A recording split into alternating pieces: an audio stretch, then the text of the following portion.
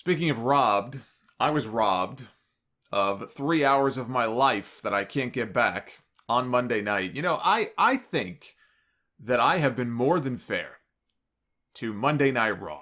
I know some people are going to hear that and laugh. What are you talking? Fair to Monday Night Raw? Yeah, I do. I think I have been fair to Monday Night Raw the last 2 weeks. I have pointed out some of the things that I liked. Last week, they toned down the Alexa Bliss stuff.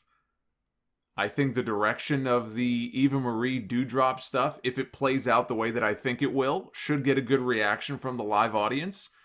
Drew McIntyre, AJ Styles, and Matt Riddle had a very enjoyable main event. This week, I don't know what the hell happened, but it was just a total collapse.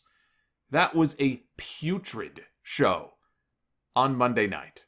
And if the goal was to get people interested in Money in the Bank, it failed. At least for this person, it failed. Andrew sent a super chat, and shout out to Andrew if he's listening to this. But Andrew sent a super chat into the AEW stream I did on Wednesday night, and he said that he had to bury his grandfather that day. And Monday Night Raw was still the worst thing that happened to him this week. That is how bad this Raw show was. Last week, Raw did its third lowest viewership of all time. Just 1.57 million viewers. But they were also up against an NBA playoff game. All right, fine. Right? You want to put that in there as an excuse? Fine. This week, they finally hit rock bottom. And there was no NBA game to blame for it. Monday Night Raw scored the lowest viewership in the 28-year history of the show, dating all the way back to 1993. Just 1.47 million viewers.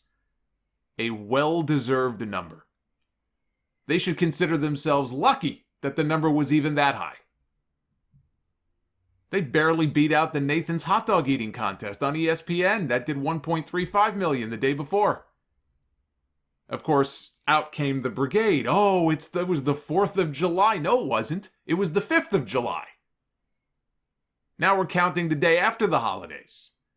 Soon we'll be counting the day before the holidays. Then it'll be the holiday week. Then it'll be, oh, Solomonster, it was August. The show set a record low because it fucking sucks. That's why. There is no hidden reason. There is no scientific formula to it. There is no analysis needed. The show is as bad as it has ever been, and it is virtually unwatchable in its current state. Getting rid of the Thunderdome might help a little bit, but that's not going to solve any of the problems that this show has. We had a non-American badass, Jinder Mahal, riding into the building on a motorcycle, telling the backstage interviewer that when he reached out to Drew McIntyre recently to go riding together, apparently this is what they do, they go riding together, Drew took 3 days to respond to him, and when he did, he said that he was too busy. And he had the audacity to use the number 2 instead of spelling the word out. So he wanted a match with Drew McIntyre. Riveting storytelling here. Drew won their match by DQ when Mahal's men interfered, and after the match, Mahal stole Drew's sword. He stole his sword. We go from stealing crowns on Fridays to stealing swords on Mondays. What is this, medieval times? We had Charlotte Flair and Rhea Ripley. Oh, it gets better. It gets better. Their epic feud over the Raw Women's Championship in a sword fight of their own, only instead of swords, it was crutches. Charlotte came out using a crutch. She was feigning an injury. She was claiming that she might have to miss Money in the Bank after Rhea clipped her knee the week before.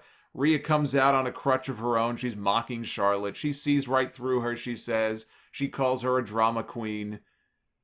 They each went to kick each other at the same time, and they dropped their crutches, and then they picked them back up, and they started attacking each other with the crutches. They were having a crutch fight. They look like a couple of old ladies out there, trying to beat each other off with their cane. If the object of this feud is to get me to hate both of these women, then mission accomplished. This is the greatest storyline of all time. Because I cannot bring myself to care about either one of them. I can't stand either of these women. The Nikki Ash stuff is just, it's pretty bad. The dialogue, oh my god.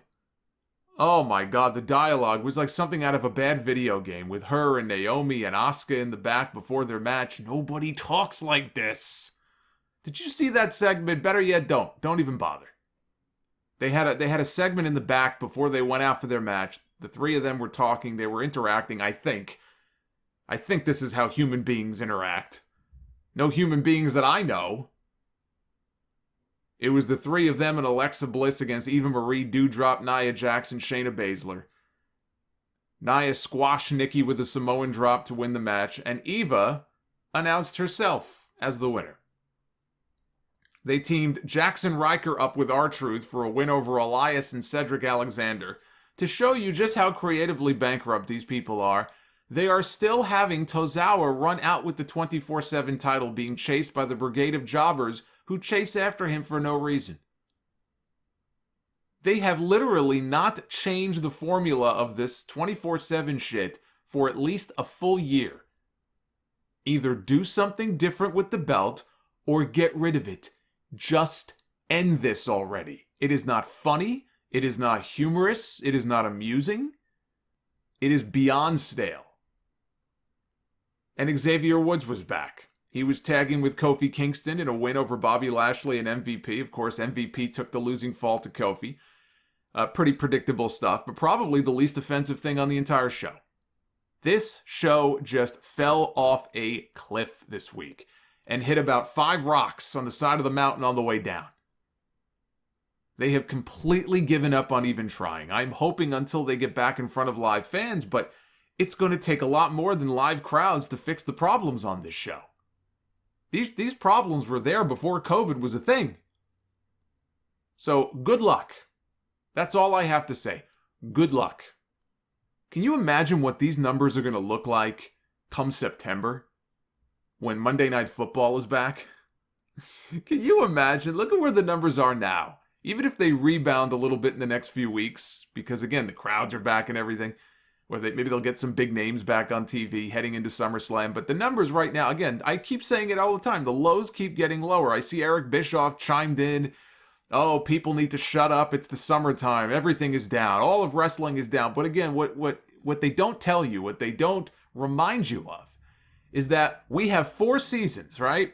And summer is one of those seasons. We get it every year. But the numbers have never been this low before. The lows keep getting lower, but they conveniently ignore that fact. And now you're going to have Monday Night Football come back in September. Oh boy. Now tomorrow night is the final Raw of the Thunderdome era, which has already been taped. Runs up against the Home Run Derby tomorrow night. With yet another match between Bobby Lashley and Xavier Woods. We have Alexa Bliss against Asuka, against Naomi, against Nikki Ash in a fatal 4-way. Ricochet against John Morrison, Falls Count Anywhere. Sheamus back in action, defending the U.S. title against Humberto Carrillo. AJ Styles against Ivar of the Viking Raiders, and Eric goes one-on-one with Omos. And then next week, back in front of live fans, the two teams will meet for the Raw Tag Team titles. So now it's back into the Lions Den, with live fans. And I'm telling you right now, if these are the types of shows they plan on producing once they are back on the road, they are going to be eaten alive. Maybe not in week 1, maybe not even in week 2. I expect them to bust out the big guns for the first shows back. I think fans are going to be excited just to be there. There will be a brief honeymoon period, I believe. But that honeymoon won't last long.